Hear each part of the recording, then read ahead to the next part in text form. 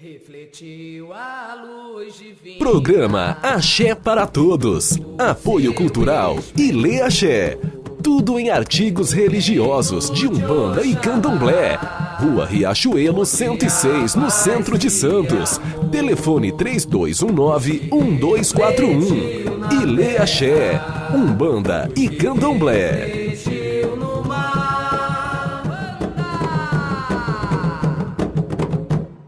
Saravá, sou Pai Marcos de Ogum, estamos começando mais um programa Axé para Todos. Como você já sabe, todo sábado para domingo, domingo para segunda, às 2 horas da manhã, nós temos encontro marcado.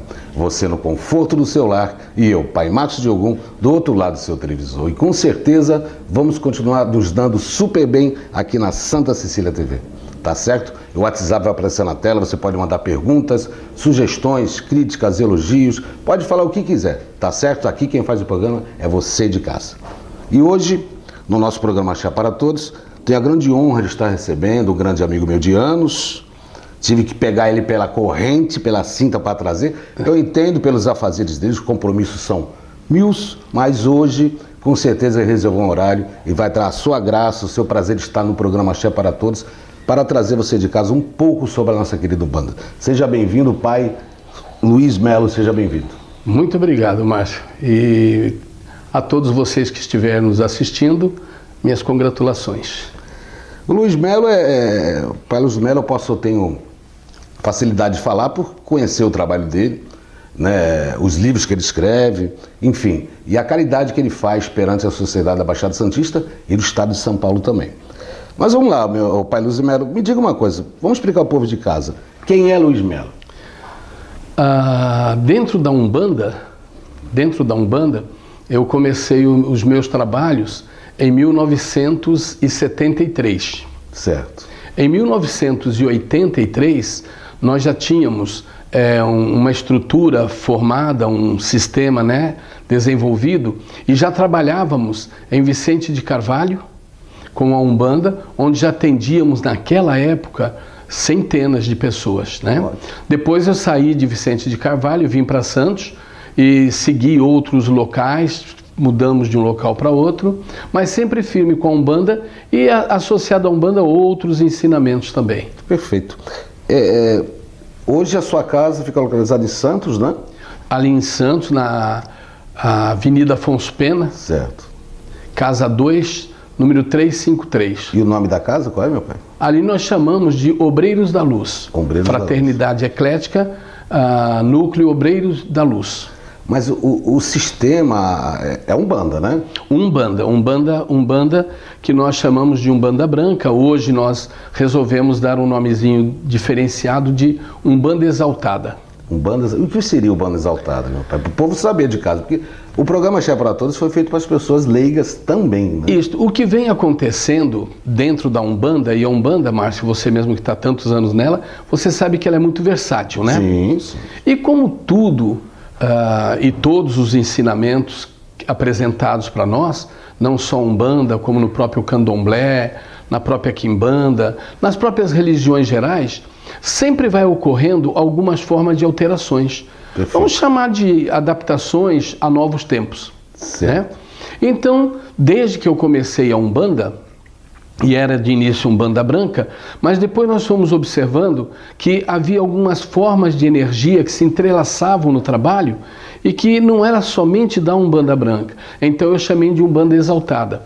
Uma Umbanda que ela vai trabalhar com energia que nós chamamos de transubstanciada, certo, onde os caboclos, preto velhos, os Exus, as pombagiras, né, os próprios erês, os orientais, que nós também trabalhamos com as linhas livres, boiadeiro, né, todas as linhas que entram, baianos, marinheiros, eles todos acabam trabalhando numa forma de energia transubstanciada. Ou seja, a gente sai um pouquinho do elemento magia da Terra e entramos mais na magia dos astros, vamos chamar assim. Entendi. Porque eu tenho a minha concepção sobre a Umbanda, que a Umbanda, a Mestre Polar já diz, é uma banda, é formações de várias bandas que se tornam uma, né? Isso, que no final é uma unidade só, sim, né? Africana, indígena, oriental, né? Brasileira, europeu, enfim, e se junta e forma uma banda. Que nem você falou, eu também concordo com você que a Umbanda é muito complexa, né? Então existem várias vertentes e várias raízes. Várias vertentes. Inclusive a Umbanda, por ela ser uma banda, como você diz, um núcleo, né, a serviço do bem, ela vai se adaptando a cada situação. E aonde a Umbanda entra, como acabou penetrando no kardecismo, o que acabou sendo chamada de Umbanda branca, né? O trabalho da Umbanda associado às entidades kardecistas, ao sistema kardecista, não às entidades, ao sistema. Depois a Umbanda entra no esoterismo e dentro do ciclo esotérico, ou mesmo de outras ramificações esotéricas, a Umbanda acabou se infiltrando. Depois ela vai entrando nessas fraternidades místicas. Então, em cada lugar que a Umbanda penetra, vão dando uma classificação, uma denominação para ela. Não, perfeito, porque eu também tenho essa tese que a Umbanda, ela é muito, não sendo repetitivo, mas já sendo complexo, mas também abrange várias sintonias espirituais, né? Várias. Dimensões, camadas, enfim. A Umbanda exaltada, ela vai realmente se posicionar por nós trabalharmos, além das entidades convencionais da Umbanda, Preto Velho, Caboclo, os Erês, né? O Exu, a Pombagira, nós trazemos a linha do Oriente. Sim, perfeito. Né? Que também outras casas também trazem a linha. Trabalhamos também com a linha.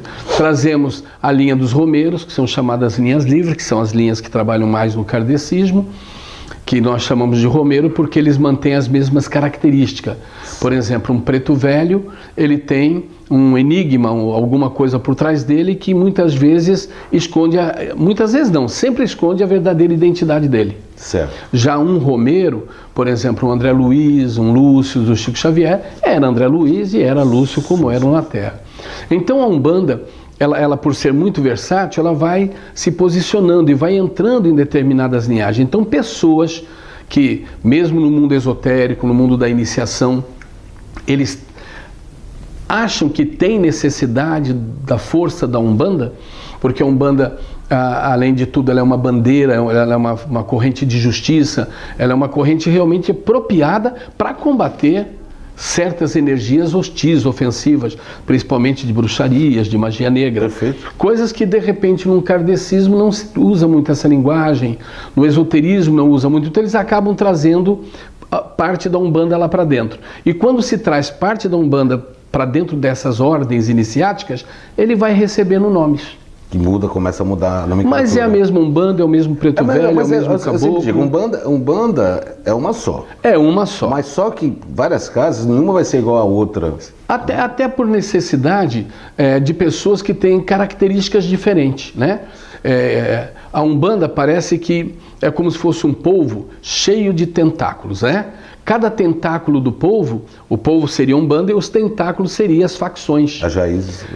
Então, determinadas pessoas que acham que a Umbanda, nós sabemos que nós sofremos muitos preconceitos. Bastante. Né? Mesmo hoje com essa Umbanda transubstanciada, nós também sofremos preconceitos. Então tem pessoas que às vezes preferem fazer um atendimento particular, um ebó particular, para não participar da corrente, não participar da casa.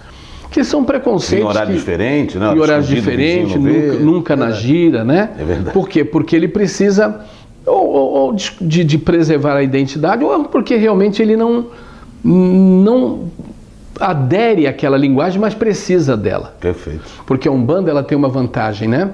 Ela tem muita flexibilidade, ela vai desde um encaminhamento a um processo de saúde, muitas coisas, né? Abrange muito, a uma quebra de uma demanda, a uma abertura de caminho para emprego, para troca de uma limpeza qualquer espiritual, coisa, uma limpeza espiritual, de corpo, de espírito. É muito, né? E a Umbanda é aquela porta que se abre, que não tem preconceito, né? Entra cavalo, gato, cachorro, que precisa tomar passe. Agrega todos, né? Agrega, ela é uma legião mesmo, né? Que aceita, não só aceita, como atende a todos sem preconceitos, né? Isto é Umbanda. E o senhor tocou num assunto importante sobre Preto Velho, sobre Caboclo e tal. Eu sempre, é bom o povo de casa saber que na Umbanda existem essas linhas, boiadeiro, tem uns que tem boiadeiro, aqui tem boiadeiro, tem baiano, tem cigano, tem caboclo, enfim. E essas são as janelas que os espíritos têm para vir, para reencarnar, incorporar na matéria, para fazer a caridade. Perfeito. As pessoas, às vezes, não são baianos, às vezes não são. Preto Velho. Exatamente. São roupas, né, que são utilizadas. Espirituais. Porque a Umbanda, o que ela fez, né? Acho que de uma forma natural, ou provavelmente de forma organizada, Sim. criou-se uma sistemática onde, por exemplo, cada entidade tem uma função. Sim. Preto Velho tem uma função, Caboclo tem outra função, Exu tem uma função, Pombagira tem outra função, Herê tem outra função.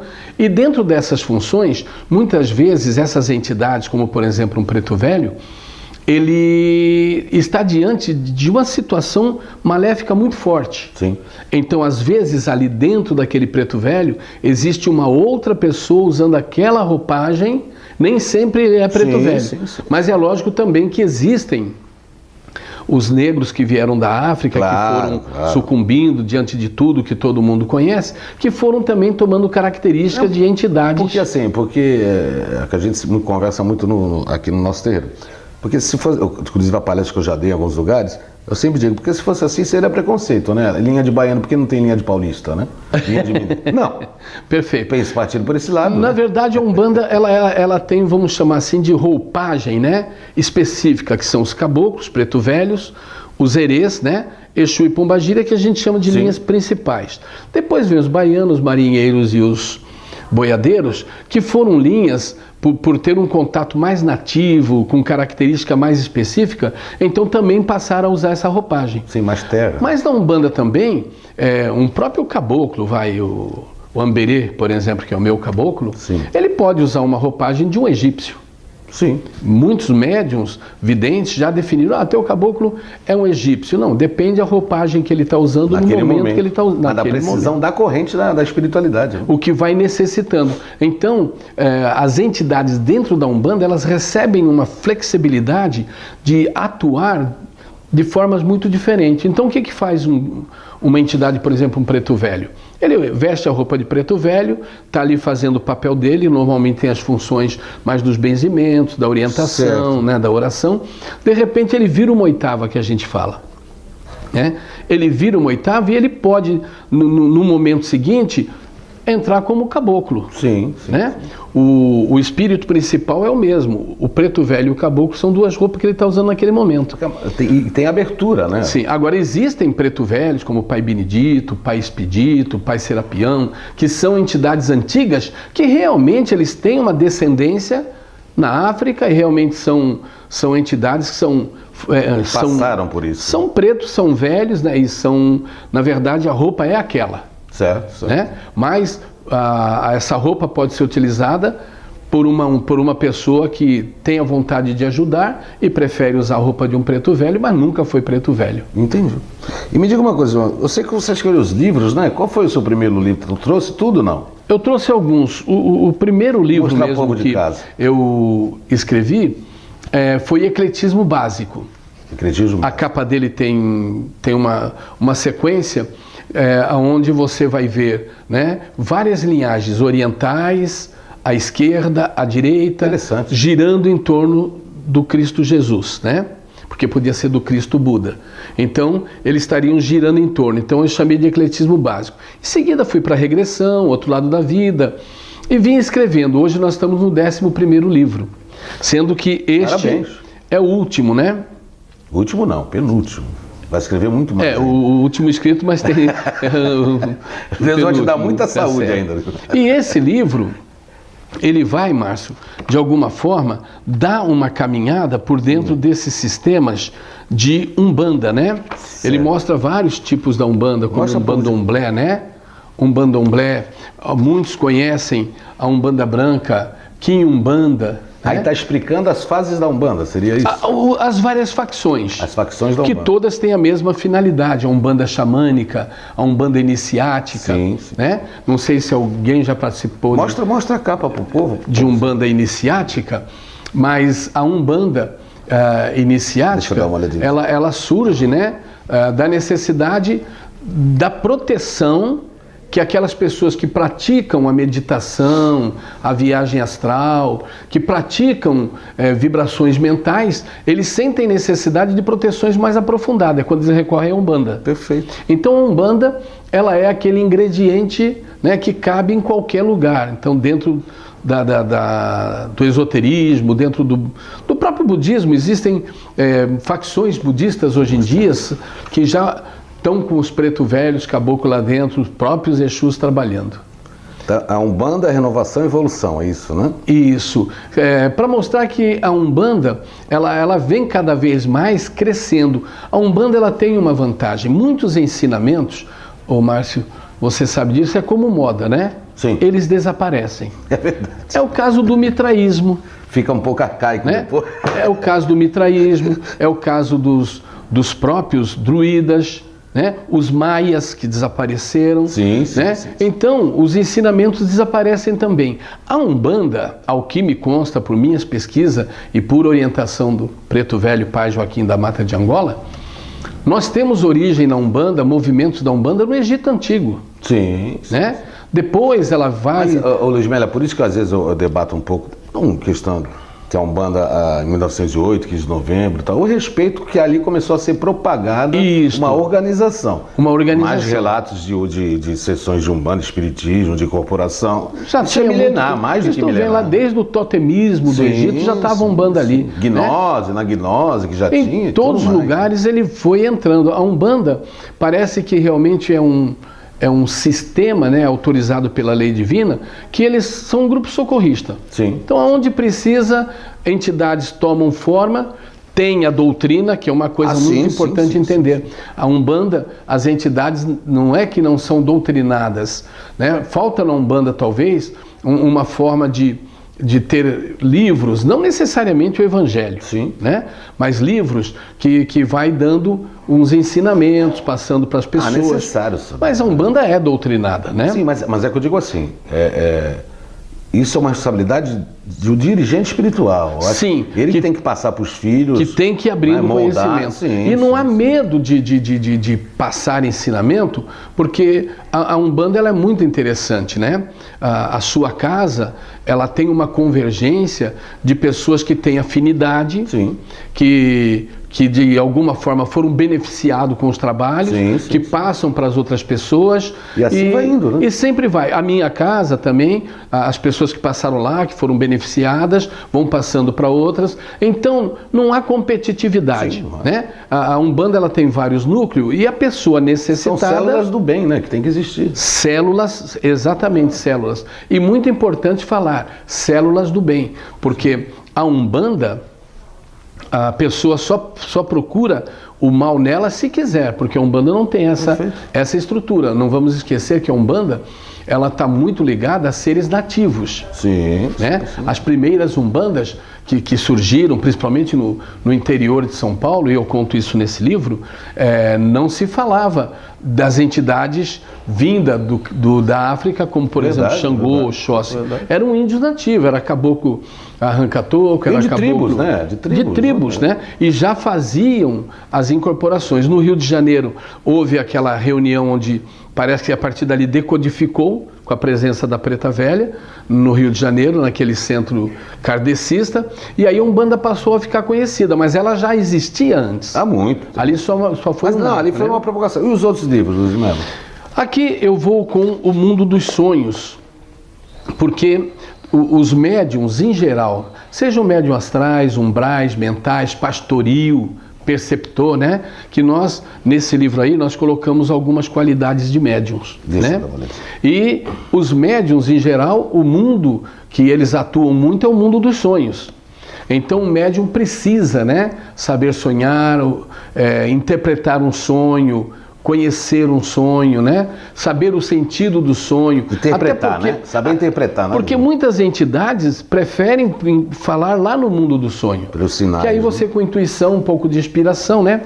E lógico que a Umbanda também, ela entra no mundo dos encantados. Encantados, perfeito. Né? Que são os gnomos, duendes, pigmeus, ondinas, nereidas, além das energias da natureza. Esse é um assunto interessante. Os gnomos, as ondinas, as nereidas são vidas paralelas. Convivendo com os anjos e elementos da natureza. Isto. E a Umbanda utiliza, porque os gnomos, os seres da natureza, os seres encantados, que nós chamamos, né? Eles realmente existem, faz parte de uma vida paralela a nós, enquanto nós somos ectoplasmáticos, eles são espectrais, mas tem uma ação na cura, e o que você precisar também. São vidas reais, né, que ativam. E entrou-se na regressão. Regressão. A regressão dentro da mediunidade, principalmente para os médiuns de Umbanda, ou de Kardecismo, ou de Candomblé, ou de Quimbanda, ou pessoas que têm linhas livres, a regressão é interessante porque você fazendo a regressão, você potencializa a sua mediunidade. Entendi. A regressão acaba aproximando mais o seu contato com a sua própria entidade. Vou ter que te trazer uns 10 programas aqui, Luz Melo, para a gente conversar. Mas fala um pouquinho de regressão. Sabe que eu me interesso também bastante. Sim. A regressão, a pessoa... Desculpa a minha pergunta de leigo sobre regressão. A pessoa ela precisa querer fazer e está estimulada para isso, né? Às vezes sim, às vezes não. Porque a regressão, as pessoas procuram por vários motivos. Problemas de saúde, para resolver alguns casos de saúde. Problemas... Onde inclui vícios de drogas também? Né? Inclui, aí a regressão ajuda muito. E às vezes a curiosidade. Muitas pessoas que vão fazer... saber o que foi em outra vida. E muitas pessoas que vão fazer a regressão comigo falam, eu não acredito nisso não, mas eu queria ver alguma coisa porque eu não entendo certas coisas da minha vida, talvez a regressão explique. E me diga uma coisa, a regressão, ela não tem uma regra, né? Por exemplo, assim, se eu me explicar bem, por exemplo... eu fui fazer uma regressão, o diretor Fábio foi fazer, os dois rapazes foram fazer, só que ele chegou só até o útero da mãe, o outro chegou até uma primeira vida, e assim, existem essas regras ou vai de pessoa para pessoa? Existe por causa da limitação da crença e dos traumas e fobias que a pessoa apresenta. Por exemplo, dos casos todos que eu peguei, todas as pessoas que foram fazer regressão, que em vida pregressa morreram dormindo, eles são muito difíceis de regredir. Entendi. Porque a morte no sono, né? Durante o sono, morreu dormindo, que bom. Mas o impacto morto não é tão percebido quanto uma morte por doença, por exemplo. Certo. Então a pessoa que morreu durante uma meditação ou dormindo, na hora da regressão ele engasga. Aí você tem que usar vários recursos até um dia ele conseguir regredir. Você tem que desarmar o mecanismo de defesa, porque a morte... dormindo, ela não te dá a sensação de transição, você continua do lado... Não existe aquele espaço de tempo... que nós chamamos de impacto mortem, né? Certo. Quando você dá o último suspiro, o último alento, né? Então você tem um impacto, que chamamos de impacto mortem. Então naquele momento ocorre o desligamento do espírito do corpo. Perfeito. E apesar do desligado ficar meio errante, até nós chamamos de eguns, né? Sim, sim. Eles acabam ficando eguns. Eles ficam por um tempo perdido e nesse tempo perdido, o impacto morto ajuda muito ele sair logo daquela escuridão. Uma coisa, por exemplo, assim, a regressão ela funciona num estado assim, por exemplo, a pessoa foi lá fazer regressão com o senhor e tal, e a pessoa que fala, ela chega e fala, eu fui a rainha, eu fui o rei. Perfeito. Porque a maioria das pessoas é tudo rei e rainha, né? Sim. Nem sempre. Eu tô brincando. Mas a maioria pensa que vai lá para que foi um rei, né? Mas a pessoa é levada a ver. Mas ela fala, ela assiste como se estivesse vendo uma televisão. Ela relata, estou me vendo assim, estou ali, estou vendo um celeiro, estou vendo... Mas ela está consciente. Ela está consciente. Quando ela vai caindo para o inconsciente e ela apaga, que seria um caso quase já de hipnose, aí infelizmente aquela memória não fica. Então a gente procura mantê-la dentro de um estágio de semi-inconsciente. Mas quando ela volta do transe, ela lembra de tudo? Lembra, conversa, algumas cenas ela perde, mas como nós fazemos a regressão e acaba ativando a nossa terceira visão também, então a gente discute cenários. Acaba e aí quando você fala, mas não tinha também, por exemplo, 2 cadeiras na lateral? Tinha sim, então você complementa, porque a gente que faz a regressão... Está junto no plano. Está junto lá no plano. Entendi. E as pessoas, elas...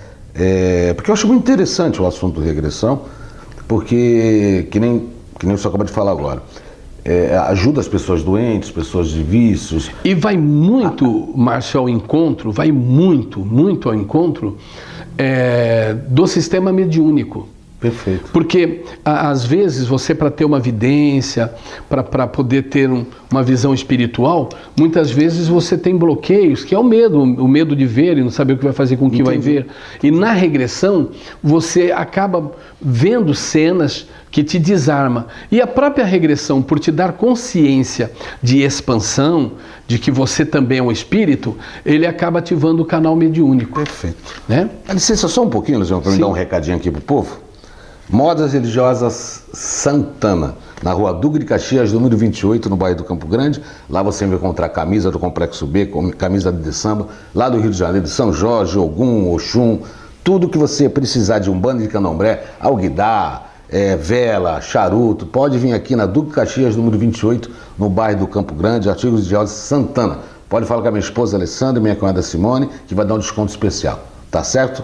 Duque de Caxias, número 28, Santos, no bairro do Campo Grande. Tem que fazer uma propaganda. Se precisa. Nem que seja para mim.